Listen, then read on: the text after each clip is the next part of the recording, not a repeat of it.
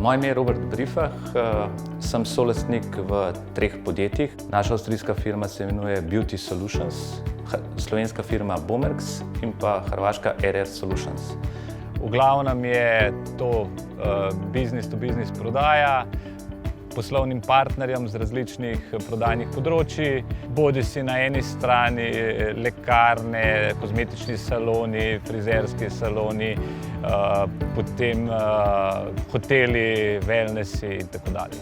Podjetniki se danes srečujejo z različnimi izzivi in eden od teh izzivov je zagotovo komunikacija z zaposlenimi. Moj izziv pred delavnico je bil en izmed večjih moja osredotočenost. Jaz sem bil dosti razpršen in pa izziv je bil absolutno komunikacija z zaposlenimi. Za NLP izobraževanje sem se odločil zaradi izboljšanja komunikacije na poslovnem in posebnem področju. In tako sem potem izbral Aleksandra kot svojega mentorja za NLP.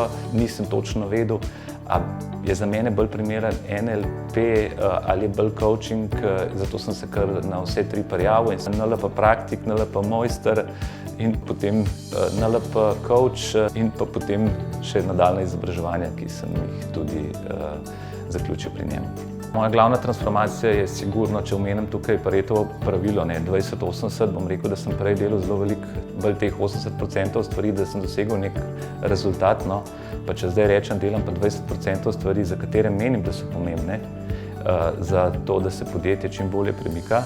Pred pričetkom izobraževanja NLP sem bil sam izjemno operativno vključen v dnevno vodenje posameznikov in danes imam vrhunskega vodjo prodaje. Jaz pa imam bistveno več časa za ukvarjanje se z drugimi strateškimi zadevami, ki so pomembne za rast podjetja in pa razvoj ter prihodnost podjetja ter zaposlenih.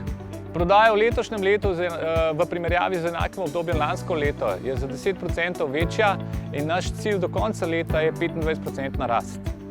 V naslednjem letu predvidevam, da bo ta rast še bistveno višja in v tej stvari je ta dodana vrednost, ker jaz, če pripeljem en nov program, bo to pred 30-40% lahko večja prodaja. Najbolj mi je všeč od učitelja stavek, ko je rekel, da se bo moje življenje povsem spremenilo, da ne bo nikoli več isto, kot je bilo pred tem izobraževanjem. Zdaj se malo smejem, ampak to je resnica in moje življenje danes je drugače, ker sem jaz druga oseba. Pogovarjam se na drugačen način, drugače sprašujem. Dejansko ljudi razumem bistveno bolj. Bolj sem pozoren na to, kaj povejo.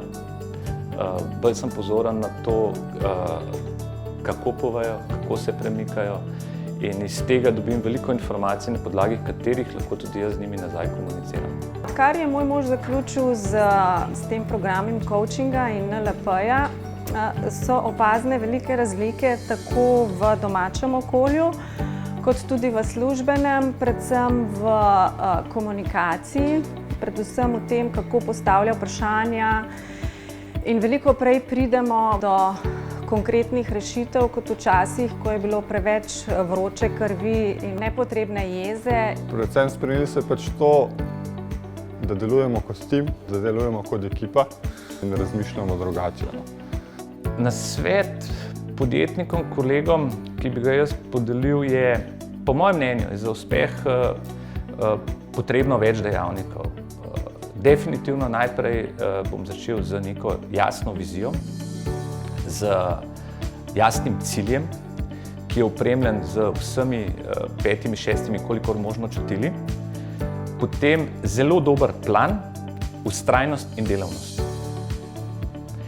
To vse skupaj, ali pa vsaj bom rekel, da ne bom pretiraval, del tega, več kot polovico dobite na delavnici.